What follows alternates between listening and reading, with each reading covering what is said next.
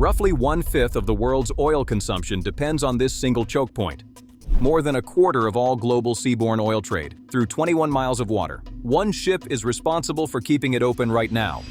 Her name is USS Tripoli.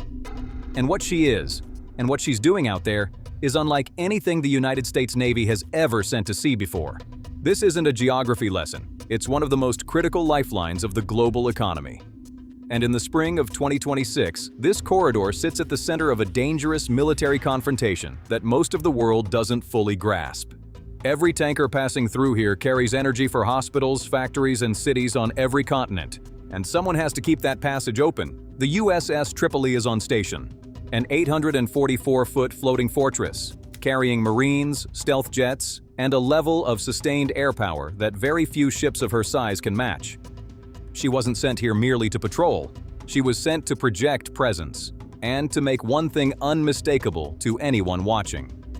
Since late March 2026, the United States military presence in and around this critical sea lane has intensified significantly.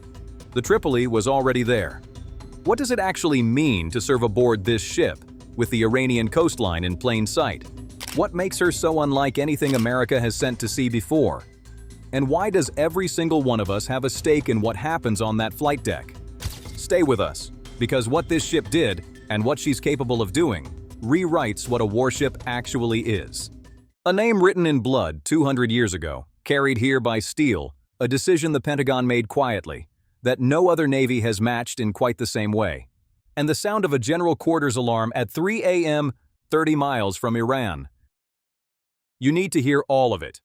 Before she ever reached the Persian Gulf, she was built in Mississippi, Huntington Ingalls Industries, Pascagoula, starting in July 2013. A $2.38 billion contract, nearly 7 years of construction, and a name chosen with deep historical purpose. Tripoli. In 1805, a small band of American Marines, outnumbered, undersupplied, and fighting thousands of miles from home, captured the city of Derna on the Libyan coast. It was the first time the American flag was raised in victory on foreign soil after the Revolutionary War. To the shores of Tripoli. That line in the Marines' hymn is one this ship carries forward to this day. She was commissioned on July 15, 2020, in the middle of a pandemic, without the kind of public ceremony a ship of her class would normally receive. No crowds, no fanfare. Just a ship. And the people willing to sail her into whatever came next. And she was already keeping a secret. Because what the Navy did to this ship before she ever left the shipyard is something they didn't advertise loudly. A structural decision that made her fundamentally different from every other vessel in her class, and arguably more capable as an aviation platform. In the air, on land, at sea. That decision stripped out a core element of her original design and replaced it with something the fleet had never seen at this scale before. 844 feet long, nearly 45,000 tons of steel, fuel, and precision, moving at in excess of 20 knots. Here is that decision. They removed the well deck entirely.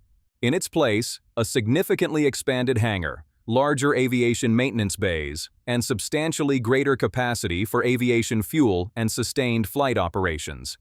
And that combination, on a single ship, has rarely existed before at this scale. Here's what it looks like in practice. A full squadron of F-35 Bravo stealth fighters, MV-22 Ospreys, heavy-lift CH-53 helicopters, all operating simultaneously from a single flight deck. For self-defense, Ram launchers, Phalanx Gatling cannons, and Sea Sparrow missiles, engineered to intercept drones and incoming threats before they reach the hull. In a single operational day, she can generate a tempo of fixed-wing sorties that rivals the tactical air output of some smaller national fleets. The crew doesn't call her an amphibious assault ship anymore. They call her a lightning carrier. When the first Marine pilot walked onto that hangar deck and saw a full F-35 Bravo squadron ready to launch, no well deck, no landing craft, just pure air power, he understood exactly what the Navy had built. Not an amphibious ship that carries jets. A jet strike platform that happens to carry Marines. As formidable as the hardware is, the people operating it are what make her truly dangerous. The specs are done, the hardware is clear, but the question nobody in Washington can answer for you is this. What does it actually feel like to stand watch on that flight deck, with Iran's coastline 30 miles away. Stay with us. Approximately 3,500 sailors and Marines are living and standing watch aboard right now, inside a region that has become an active crisis zone. Shifts run around the clock. The threat doesn't keep business hours. And what happened next? Starting in February, nobody on board was treating as theoretical. Beginning in February 2026, Iranian drone and maritime activity in the region intensified pressure on American forces, testing response times, probing sensor coverage, and raising the risk of rapid escalation.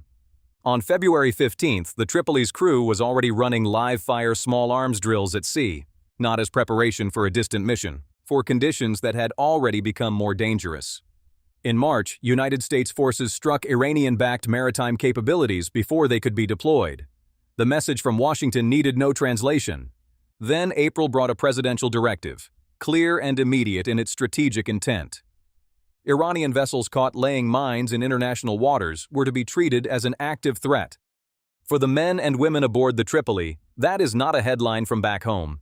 It is the kind of order that reshapes everything, from how you read a radar return to how fast you sleep. Every radar contact, every unidentified vessel, every shadow at the edge of the sensor range, assessed, classified, responded to in seconds. Imagine being that young, sitting at that screen in the middle of the night, knowing that the stability of a critical waterway rests on what you do in the next 10 seconds. Not 10 minutes, 10 seconds.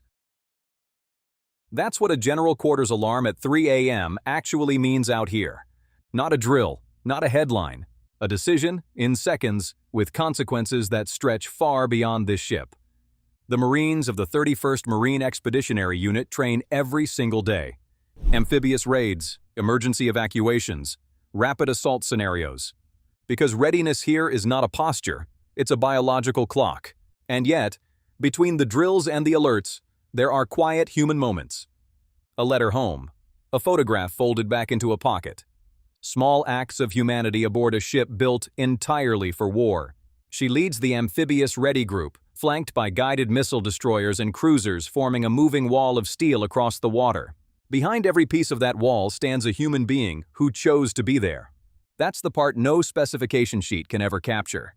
Roughly 1/5 of global oil consumption, about 1/5 of the world's liquefied natural gas trade, primarily from Qatar, flowing outward through this single corridor. All of it watched over by a ship whose name has meant first to fight for over 2 centuries.